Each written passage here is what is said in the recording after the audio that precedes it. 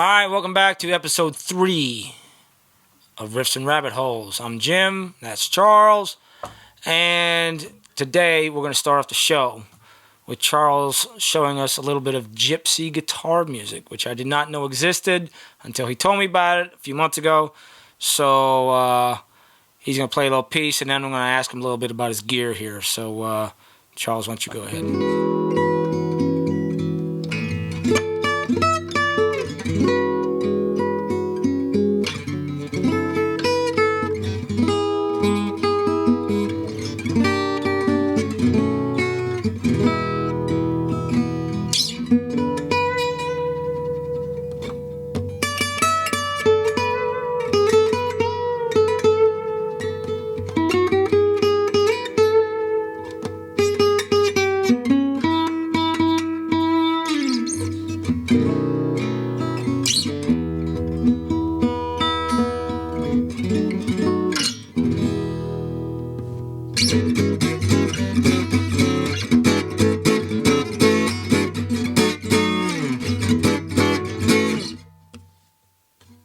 Alright, so that was a little piece of Gypsy music from Charles. And now I gotta ask you, tell me about that guitar. That is a Selmer style guitar. That one's a DuPont. Actually, it used to belong to Brian Sutton, the famous bluegrass guitar player.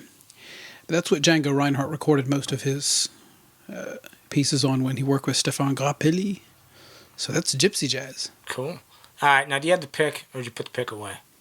I put the pick away. You put the pick away. Alright. It's a thick You need pick. to know about this pick. How thick is this pick? 3.5 millimeters. Alright, for those of us who don't know metric, how thick is that? I don't know. A 1/16 of an inch? I put him on the I spot. never really thought about it. It looks like metric. It's like I was cut out of a piece of Luan plywood. I mean, this is like the thickest pick in the world. I mean, About 3/16 of an inch. How about goodness. that? Now, that's not the best part. How much did you pay for this pick? Man. Okay, that one was $35. $35. But it's guaranteed to last forever. Well, it ought to last forever. You could kill somebody if you dropped it off a 10-story building. I mean, hit somebody in the head. $35 for a pick. Sheesh. I only have 2 of them. Well, you only need 2 of them. I only need One's one going of to them. wear out or something? I mean, sheesh. You need a doorstop. I could in the winter. Anyway, no, that's cool. That's cool. I didn't know that $35 picks existed. Now I do, and they have a purpose. So, hey, it's worth $35. You know, Or so you thought. Now, it looks as if you came prepared because you brought Bought notes. what? Arnold Palmer?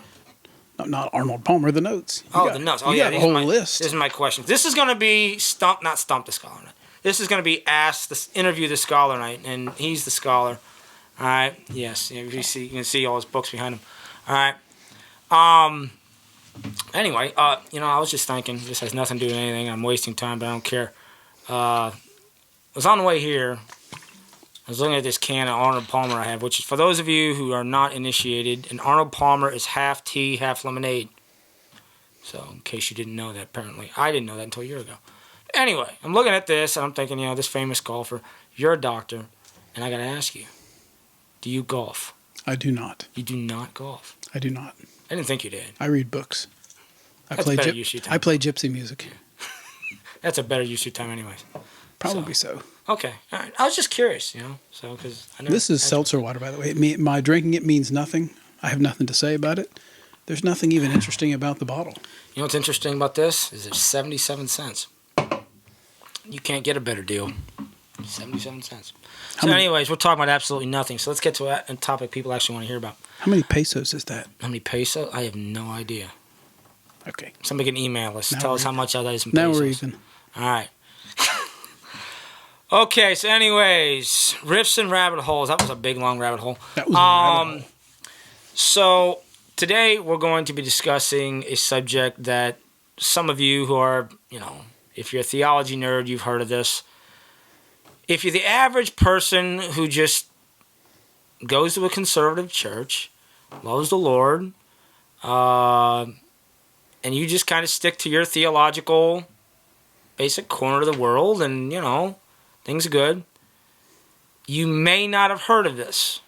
I never really heard about this until maybe a few years ago, and Charles here has been trying to give me an education. on this, struggling because I don't know, I have mental blocks or something. But this is actually an important subject, and we hope to convince you that it is, and then hopefully maybe kind of introduce you to it, and you can explore it on your own from there. And that is something that is called the New Perspective on Paul. And so we're going to talk about this. We probably won't be able to finish it all this time. Probably have to stretch it out to another episode. But the New Perspective on Paul, that is a take on the teaching of Paul and what he really meant when he taught his theology. It is not something you'll hear from a Baptist pulpit. You'll hear it from a lot of other pulpits, but you won't hear it from a Baptist pulpit. So a lot of people that go to a Baptist church have never heard of this. So, number one thing I'm going to ask you, tell me in a nutshell, what is meant by the term New Perspective on Paul? The term actually was coined by Jimmy Dunn in a lecture he gave in, I think, 1980. Who's Jimmy Dunn? He's a scholar. I'm going to play dummy here, like I don't know nothing, so that you can explain. He's some old white guy. He's an old white guy. Okay. In 1980, so it's actually not a new perspective. We call it the 36-year-old perspective on Paul. Okay. But it's basically it's a reworking of the way we understand Judaism in the time of Jesus. I suppose you could say that prior to the New Perspective, it was pretty much agreed upon in conservative, liberal, whatever, any circles, that the Reformation pretty well got Paul right. Now, whether or not you believed he was crazy or a misogynist or anything, I think nobody much questioned that the Reformers understood him. Then in 1977, this book came out. Mm-hmm. By a guy named E.P. Sanders, another old white guy. I've heard of him. Have you heard of him, but not the other old white guy? I saw him on a YouTube debate once. We're both old white guys. Anyway, back to the book. But Sanders did his PhD studying, I believe, the Targums. But he basically, in a nutshell, says that Judaism was not a religion of earning your way to heaven. It wasn't a matter of doing good deeds and therefore earning a place in heaven. Which is what most people think Paul was trying to argue against in the book of Romans. Say. Right. He says that's all wrong. Basically, Judaism was a covenantal, grace-based system where if you were a circumcised Jew and you had the high priest atoning for you on Yom Kippur once a year, you were in the covenant and you were going to heaven based on that. So Judaism was a religion of grace and not a religion of legalism. So in that respect, in a way, Luther got it wrong, and a generation of Reformed theologians up until the present largely misread Paul. Now, I should point out that it started off essentially only as a reevaluation of Judaism, what implications that had for understanding Paul, and secondarily for our theology were secondary. Sanders was concerned mostly about Judaism. In fact, he arguably isn't even a Christian and doesn't. So basically, this is kind of in a nutshell, it's a rejection of Reformed theology in large part. It's an observation that the Reformers basically got it wrong. Okay, so we need to have a trigger warning if you're Calvinist. Your head's going to probably explode. Hey, you probably already know about this. Yeah, you're probably already aware of this and have lots of opinions. Be sure to, I'll tell you the website. You can go and give them to us. But anyway, which is cool. Hey, people out there can teach me something. All right. Now, the New Perspective is actually kind of become a pretty broad label, isn't it? Yeah, there really isn't any one person. It's more of a movement. So you've got liberal New Perspective, you've got conservative New Perspective, and everything in between too. Right. Well, at this point, actually, it's probably the case that the nutshell of what Sanders thought has become, I suppose, largely accepted in almost all non-Christian circles. And there's two fairly obvious reasons for that. One is, in the wake of the Holocaust and World War II, anything that was more friendly to Judaism, made Judaism seem less at odds with Christianity, was obviously easy to embrace. And the second thing is it was new. And in academia, who doesn't like a new idea? Oh, new is everything. It's easier to get published. It's easier to get a fan club. Yeah. So it caught. In fact, if you go to a secular university, it's almost going to be taken for granted that your professor is going to have a different view on early Judaism than the Reformers did, and probably will have a different take on Paul than the Reformers did. Right. Yeah. Okay. And that's pretty much assumed by most people. But there's one person in particular that I want to zero in on, because, like I said earlier, I mean, there's a spectrum here, and you can go all along it, and you can go on for days and days and days about all the different nuances on that spectrum. But I'd like to focus on one, because he's a big guy. He is actually a big guy. He actually is a big guy, Yes, and he's a big beard. But he's a prominent person. And most people that I go to church with and you go to church with have heard the name but don't really know anything about him. And that is... All right, go ahead. Ready? Drum roll. 1, 2, 3. N.T. Wright. Was that fancy enough for you there? He would approve of that. That would make him happy, I think. I wish I had N.T. Wright's voice. I'll just admit that. He is. He has a good voice. Now, N.T. Wright... All right, now, this is what you told me last week when we were talking about this. That he is probably the most influential theologian alive today. Would you agree with that? Did I say that, Andrew? I think you did. I might have said that. If he's not, he's pretty close. He's pretty close. And he's influential in evangelical theology because he's conservative. He's conservative, right? At least in as far as he believes in a divine Jesus, death for our sins, bodily resurrection. And in fact, he is actually recognized as writing one of the most definitive defenses of the resurrection. And it's an olive green book up there above your head. Yes, I see it. And I mean, I've heard everybody, even people that disagree with everything else the man has said, John Piper, any of them, they've all said that, when it comes to the resurrection, this man has done a great service to the church in articulating a defense of the resurrection. But he has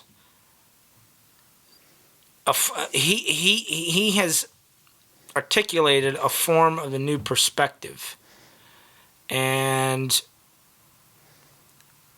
we're going to get into that, I think. I'd like to focus on his take on that. I want to hear you, and you're going to have to explain this, all right?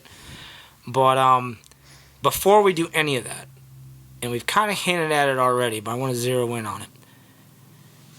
Why should I care about N.T. Wright and what he thinks?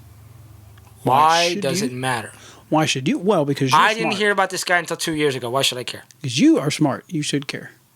Why should anybody else care? Not that I'm any smarter than anybody else. Why? Okay, hey, the church you go to, the guy who's working 60 hours a week, he has 3 or 4 kids, he's loving the Lord, he's serving God. He's never heard of this guy. Why should he care? Maybe he shouldn't. I think he should care more about what he's doing than about N.T. Wright. However, if he wants to take questions, field questions from his kids, from people, if he's in a position of authority, if he's a teacher, then arguably he should know. Because basically, once you get outside the conservative evangelical circle, you can't avoid what this man says. You can't avoid his influence. You get on the internet, you start reading articles, you start watching YouTube videos. And the reason why we went to this subject right after the one we were talking about is because, as you discovered in your exploration of his essays, Dr. Michael Heiser seems to be a big fan of N.T. Wright. So you're going to run into people who are not N.T. Wright, and you may like some of what they're saying, and then, as you're reading other things they have to say, they're going to start handing you this perspective also. So you're going to run into this, is what you're saying. Well, I suppose it's worth looking at it this way. One of the reasons he's so compelling is he brings everything together in a way that almost no one has done. He's a big picture guy. He is a very big picture guy, and he's a good big picture guy. Mm-hmm. Good debater. He is that too. Yeah. Did I mention he's got a great voice? Okay. This sounds like a man crush. It's a voice crush. Okay. All right. Okay. I also have a voice crush on Mike Rowe, but not a man crush. No man crush. Yeah. I'm gonna walk away from that. But So he's painted a good picture. He has a model that makes the Gospels fit with Paul, fit with ancient Judaism, fit with. I mean, he's done it in a way that really almost no conservative scholar has. Okay, so let me give and he's made it approachable for the average person. So let me give a 20-second apologia for why you should continue to listen to this podcast today. What was that big word you just used? Apologia. It's what the thing they used to put in the front of books to explain to the reader why you should bother reading the book. I know what it is. I know you know what it is, but I'm explaining it for whoever. Anyway, here's my 20-second apologia. Why you should care about the rest of this. Do you want your kids to take an interest in theology? Do you want to take an interest in theology? I mean, how many of us as Christians would be excited to find out that we have kids that are just beavers for the Bible and want to explore theology? We would applaud that. If that's what you want and your kid starts exploring theology, they're going to run into N.T. Wright. They're going to run into the New Perspective. So if for no other reason than that, please continue to listen. All right? I might also say, at this point, I think we're talking about more than the New Perspective. And perhaps it's worth saying they'll run into ways of looking at Paul that aren't consistent with traditional Protestant ways. Yeah, whether you want to call it New Perspective or post-New Perspective. Right. Scott McKnight would be another example. Yeah. Douglas Campbell. And this becomes a launching pad for deviating into some things that... No, it's a little deviant. Not deviant, deviating. Deviating. I wonder if you were using that word for a reason. No, I'm not. Okay. So anyway. All right, so let's get into this. Enough of that. Okay, give me some basic distinctives of Wright's theology. Just the highlights. Okay, Wright follows along with Sanders and Dunn in saying basically the Reformation got Paul a little bit wrong, got Judaism wrong. Right, name one thing he thinks they got wrong. Big thing. Well, the same thing Sanders did. The idea that Judaism was a works for righteousness religion. Wright would agree that Judaism was essentially a religion of grace, and that they looked at Judaism as a covenant with God. You have the circumcision, keep the law.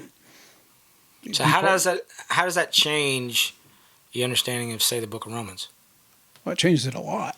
How? Because the center of the gospel is no longer justification by faith in Jesus as opposed to doing good works. That's still there. And we go to heaven because what Christ did. And how do we get that? Because we believe it. But while it's still true, it ceases to be the center. It shifts the emphasis. The emphasis is no longer on belief in Jesus versus performing good works. So the center of gravity of the gospel is no longer, hey, get saved and so you don't go to hell. Correct. It becomes, hey, God's building a kingdom. Exactly. And this is how he's doing it and why. Would you say that's...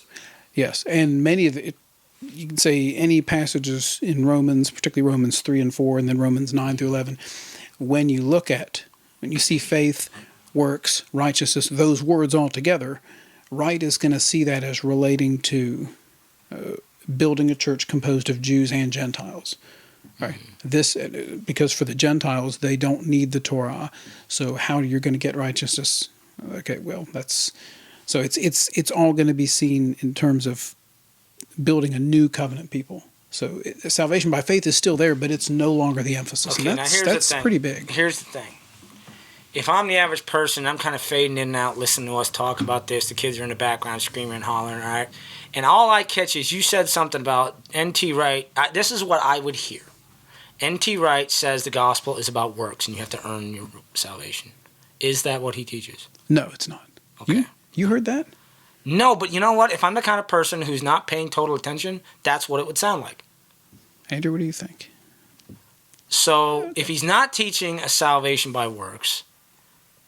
Okay, let's emphasize it this way. The gospel is not salvation by faith. The gospel is Jesus is Lord, right? Jesus. See, that to me is like, the problem isn't like that Jim's your on his car own is hot seat here. See, this is what this sounds like to me. The problem is not that your car is red; it's that your tires are black. and you don't have a good muffler. And I'm like, what? That doesn't even sound connected. So, I mean, this is... All right. I told you he came prepared today. This drives me nuts. And this is why this has been so hard for me to kind of get a grasp on. And part of it is because N.T. Wright seems to say different things at different times in different books. He has a development in his theology over the years. And somewhat, not as much as he gets vague sometimes, and he seems to weasel out how he uses certain words. So let's go to one big word in N.T. Wright's scheme, and I want you to explain to me what he means by it. What is justification? Okay, I figured that was coming. Okay, let's say for us, what is justification in standard Protestant theology? Just as if I'd never sinned. Okay, yeah. So it's God's reckoning of it's reckoning of a righteous status to us. We're imputed. Christ's righteousness is imputed to us. We are justified. We are declared legally righteous, and that means we're going to heaven because we have Jesus' righteousness. Jesus' put own to our account. Right, his specific, not just a righteous. Now, we're actually getting into two words here, but justification basically means you are legally declared righteous. So in Wright's view, justification is kind of the down payment or the now equivalent. God saying, you are in my covenant, and at the final judgment, you will be vindicated and you'll go to heaven. So justification is... On the basis of what? On the basis, well, specifically, in one angle, on the basis of the fact that you have believed in Jesus. Yes, that's how you get it. But the significance being because Jesus is Lord, Jesus has conquered death. So justification is now like the down payment. We're declared justified, which means we will be vindicated during the final judgment. Okay, justification is a down payment, then who does the rest of the payment? Oh, Jesus' work does it. But justification is a statement of we are right. We are in God's covenant. Mm-hmm. Right? And we'll be vindicated at the last judgment. Now, see, at first that sounds pretty innocuous. But there's two things I have issue with that. Number one is the way I've always heard his definition of justification is covenant faithfulness. Well, covenant faithfulness is how he would define righteousness. Righteousness. Okay, all right.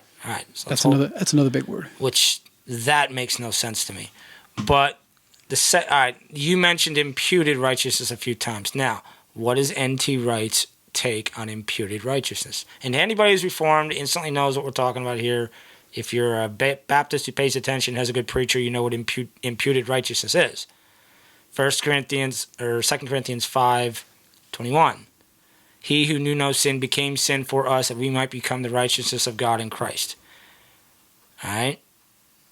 Which I think is one passage N.T. Wright simply cannot exegete well and stay faithful to his own theology. But I'm getting ahead of myself. Imputed righteousness. What is N.T. Wright's take on that? I think he would say first of all, the idea that we're getting a righteousness that was Christ's own is be wrong-headed according to Wright. He sees us as getting a righteous status from God, but not the righteousness that is God's own righteousness. So you don't get Jesus' righteousness. You do not. Wright uses, as you're probably familiar from that book, uses what's called a law court or a courtroom scene. The judge can give you the status of innocent, but he doesn't give you his own innocence. Well, because he says the judge's righteousness is his covenant faithfulness. And how can he give his covenant faithfulness to someone else? He can't. Now remember, Wright is a big picture guy, and you mentioned exegesis. Now, for those of us who work in the natural sciences, it's one thing to have a nice big theory, but you got to test it. Mm-hmm. And that means it has to line up on all the small details. I think you could argue that Wright is a big picture guy and not an exegete, or he's a biblical theologian. Do you think that has something to do with why the more progressive elements of evangelicalism like Wright? Not necessarily. I think that's an entirely different discussion. Okay. I think. But that sort of, whether it's Wright or somebody like Scott McKnight, yeah, I think a newer generation is, for lack of a better word, eating this stuff up. Why? Like I said, that's a different discussion. Partly because it's different. It's arguably more organic. It's a little bit organic. Right. It's and this could easily lead us off into a rabbit trail into, say, Romans 6. Okay, talking about being in Christ. All right. So you got justification. his idea is that you do not get Christ's righteousness. It is not imputed to you. Correct. Justification is basically you are put into the covenant family. Right. Okay. And you will be declared. Yeah, okay. You will be declared innocent at the final judgment because of Jesus Christ's sacrifice for us, and you'll go to heaven because of that. Okay. So it's not beyond the pale. It's still Christian. It's just substantially different. If you eliminate the idea of imputed righteousness, that's a big problem, though. Well, it has a lot of logical implications. Well, it's also got some problems if, and I mentioned this to you when we were talking about it, is most of New Perspectivism, particularly Sanders' version, assumes that the Pauline corpus does not include the pastoral epistles.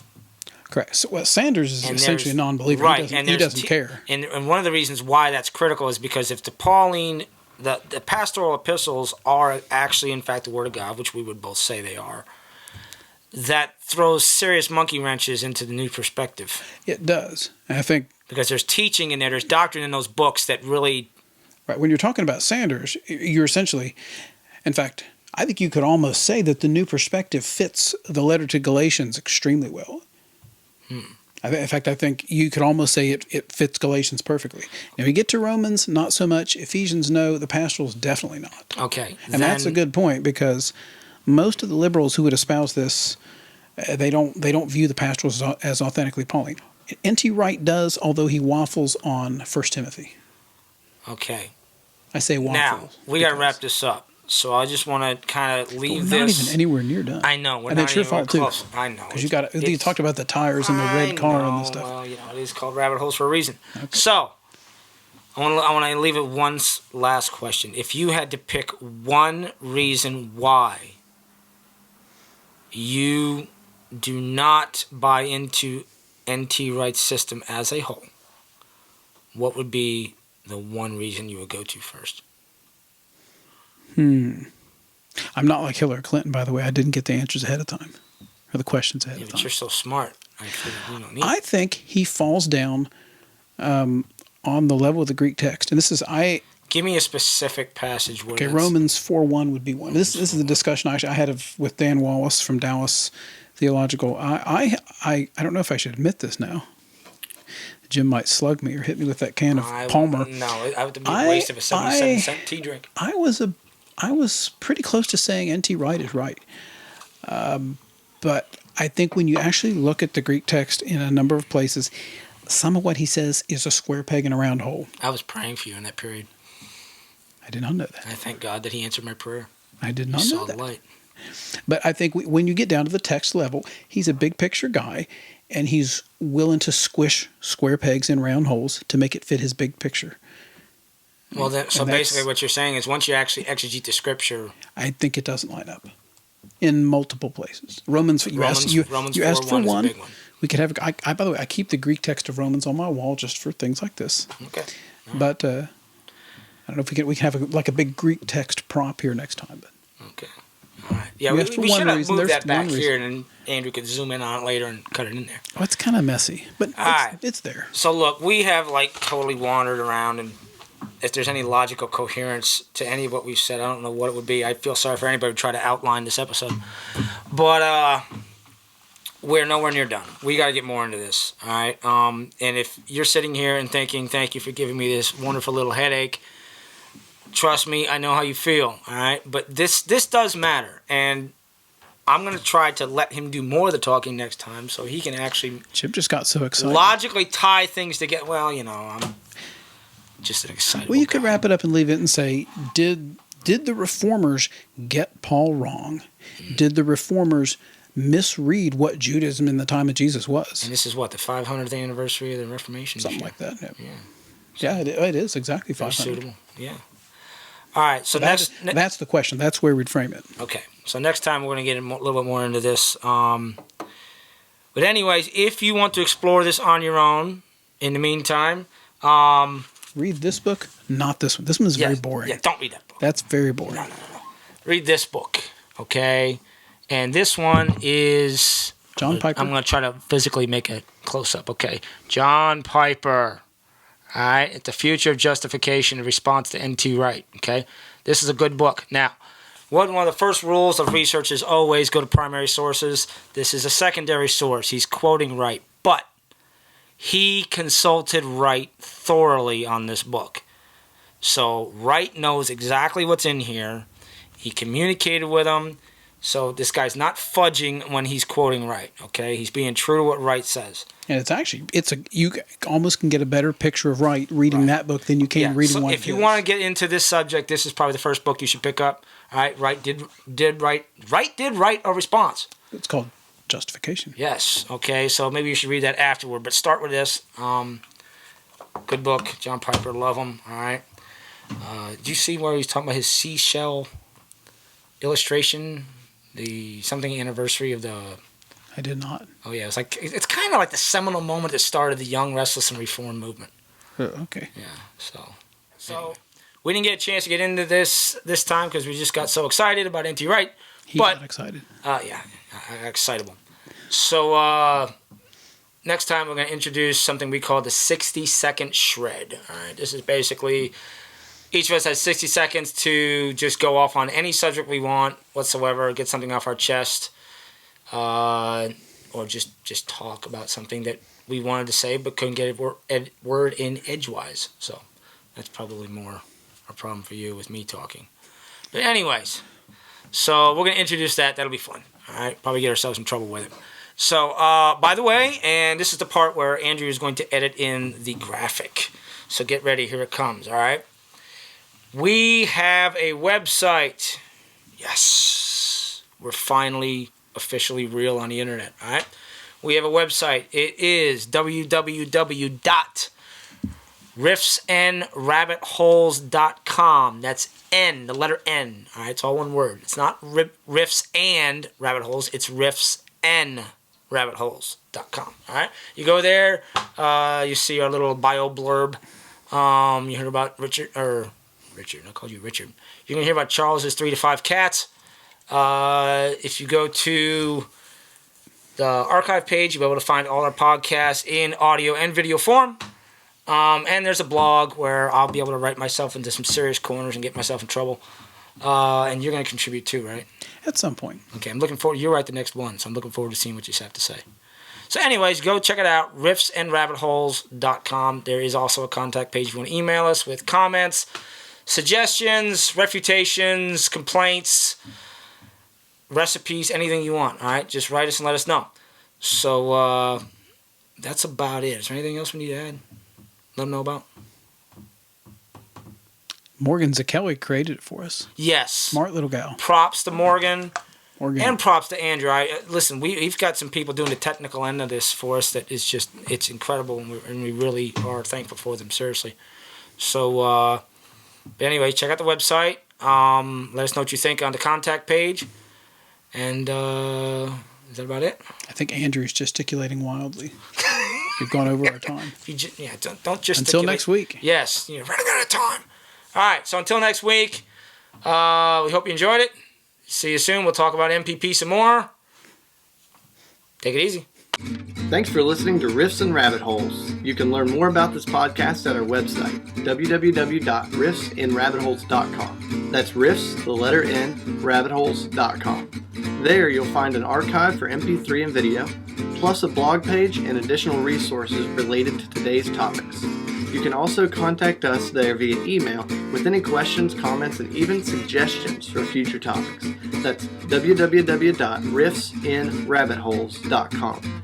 You can also find us on our Facebook page and also our YouTube channel. Again, thanks for listening. Peace be with you.